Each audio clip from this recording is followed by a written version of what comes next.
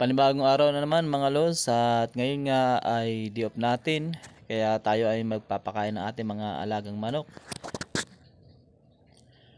Ngayon nga mga lods, ang ibinibigay natin na pagkain sa kanila ay yan,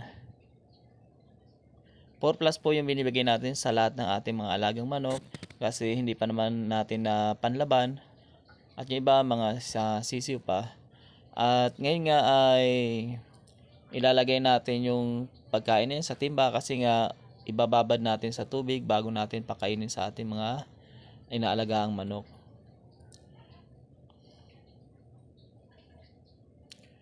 Yan ang ginagawa ko mga lods, kasi nga kahit hindi na natin nabigyan ng tubig yung ating mga manok, ay basa naman yung binibigay natin sa kanila, kaya okay lang yan.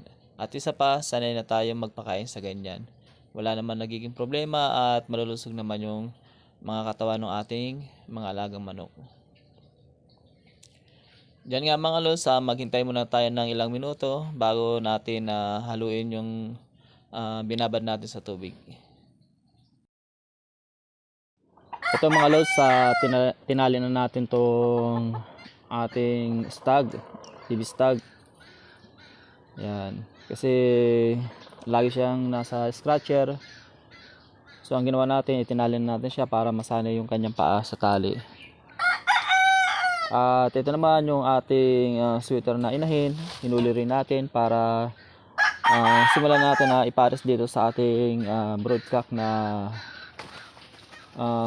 bulik sweater. Yan yung ating ginagawang ganador mga lods. At ito nga, nasa scratcher pa rin yung ating magpo-4 months old, kasi nga baka bugbugin pa siya ng ating mga galang inahin. Yan yung ating bulik na nabugbog, at ngayon nakadilat na yung kanyang kanang mata. So di natin alam kung nakakaninag pa ba to. Yan mga lods, so kung titignan nyo, nakapikit pa rin pero dumidilat na siya. Ayan, nakakadilat na siya unti. Medyo okay pa naman, nakakaaninag pa naman siya. Pa-recover pa lang yung kanyang mata. Tuloy-tuloy pa rin yung paggamot natin sa kanya.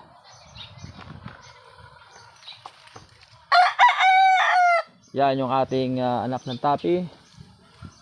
Napakahusay ng laro nito. Talagang may pagsabayan sa mga quality manok. At ganoon din itong kapatid niyang panganay.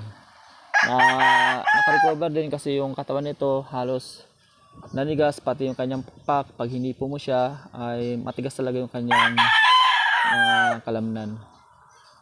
So ngayon maganda na yung hipo yan niya ngayon, at balik na ulit sa normal.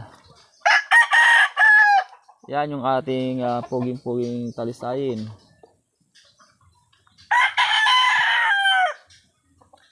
Yan yung mga ating inahing gala. Tsaka yun, yung isa na yun, na nagpaampon sa atin. Hanggang ngayon hindi na umaalis sa ating bakuran.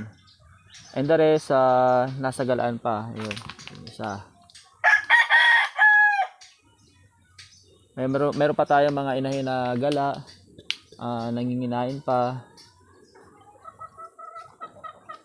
At ngayon nga mga loads, ay pinaghiwa-hiwalay na natin yung ating mga sisiw, kasi nga nagbugbugan na sila. Baka makalinga tayo ay meron pang mawala sa kanila. Yan nga yung ating isang sisiw, kawawang kawawa, kasi binugbog siya nung mga kapatid niya. Ayan,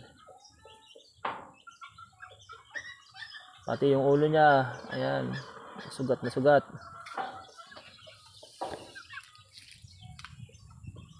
Yan, halos mga nagbugbugan yung mga yan. Yan yung mga bagong sisiw natin na palahi.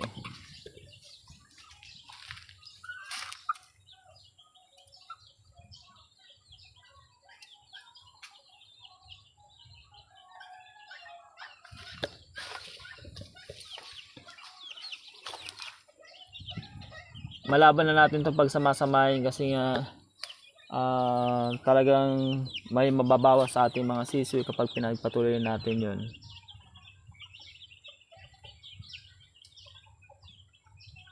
Yan yung ating mulik na puti.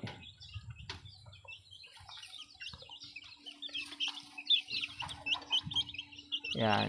Ang mga inahin po nito ay galing sa kaibigan natin na nagmula pa sa farm. Yung bloodline nito, ang sabi nung kaibigan natin ay naglalabas daw to ng mga binabae. So makikita natin to kapag nagsipaglakihan na kung meron tayong makuha ang binabae. At ang nanay po nito, mga to, ay yung puting bulik natin ay meron pong tahig yung inahin nito. Mahaba po yung kanyang tahig, kaso nga lang sa hindi natin inaasahan ay nakakain siya ng siguro yung pampataba sa mga tanim. Yun, nakakain nila at pag-uwi sa ating bahay ay mga nanghihina na. Yan naman yung ating mga 1 week pa lang yan, mga yan. At maliliksi kahit wala silang inahin, maliliksi at malulusog yung mga yan. Yan, ang pinapakain natin dry feed at saka wheat feeding tayo. Yan. Sasabayin natin yung dalawa na yan, kaya kahit alin yung kainin nila ay pwede.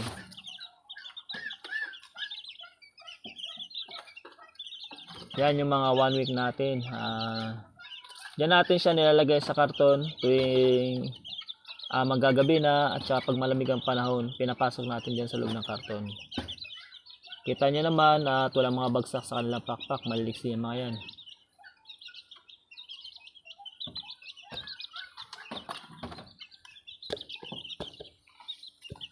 At dito sa ating likod bahay, wala pong mga na magnakaw ng ating manok dahil andito po yung ating si Papi, ang ating napakatapang na aso. Once na ginulat nito siya, kahit amo ka niya ay talagang masasakmal ka nito. Ito si Papi ay babae pong aso ito. Yan, dyan natin siya tinali kasi pag dun sa harapan ng ating bahay ay talagang maraming makakagat na tao to. Lalo at may mga pupunta sa bahay natin. Kaya yung nilagay natin na aso doon sa kabila, doon sa harapan ay si Max at saka si Maki. Yung dalawang aso po natin, pares lalaki po yun. At yun, nakatali naman yung mga yun.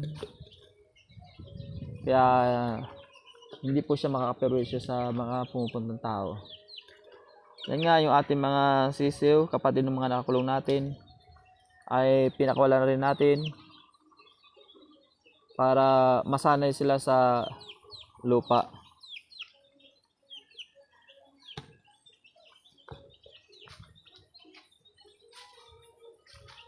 Ito sa mga susunod na buwan, itong nakaisang panalo natin, kung pumasa sa exam ay baka i-breed na rin natin to. Yan lang mga lods, hanggang dito na lang yung ating video.